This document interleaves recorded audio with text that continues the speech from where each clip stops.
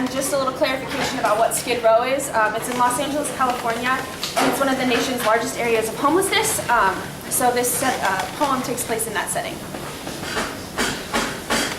We walk down these streets every Saturday. Bright blue shirts with bright white smiles matching the white inked Dream Center logos plastered on our backs. They know who we are here.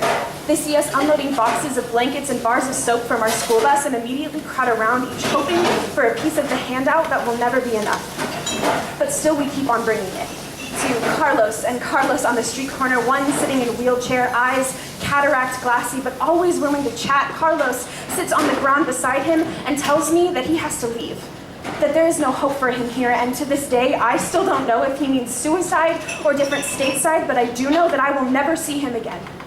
And so I sit there on the ground, his hand in mine, and I pray for him. I pray for provision, I pray for protection as Carlos looks down on us from wheelchair and tells me that praying doesn't do anything.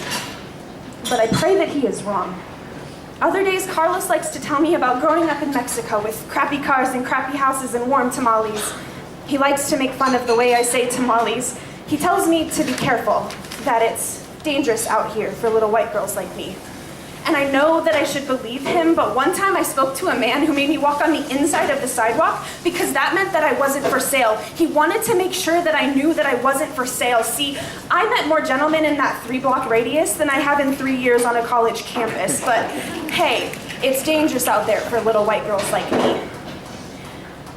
So, armed with toothbrushes and clean socks, we walk to Final Destination, park surrounded by steel green bars, corralling basketball court and concrete tables, a safe haven from violence and drugs because the drug boss is on the inside. The drug boss, Joe, who plays dominoes on Saturday mornings and dances to old Michael Jackson CDs, and who once told me that if anything ever happened that I should let him know so that he could take care of it.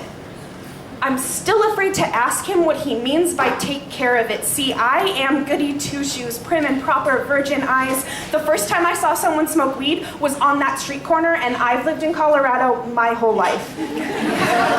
That's also where I met Deacon, who taught me chess strategies and talked about how chess represents life, that the white king always has the advantage, the other side clamoring for an uphill battle.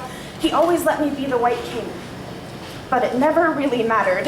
Checkmate, he'd tell me, as my white king lays flat, shattered disaster. But see, his victory, it didn't come for free. Learning behind steel bars for decades of daydreams lined up in his brain of where he'd go with his freedom if he didn't go insane. But here he sits and here he stays because he's never been shot any other way except this place where cigarettes and soap bottles are gold. But love isn't gold. Love isn't politics, it isn't policy, it isn't soap bottles or soap boxes or these little plastic bags we walk around with on Saturday mornings. Love is always letting people know they aren't for sale. Love is letting the other player be the white king. It's playing dominoes and listening to Michael Jackson CDs.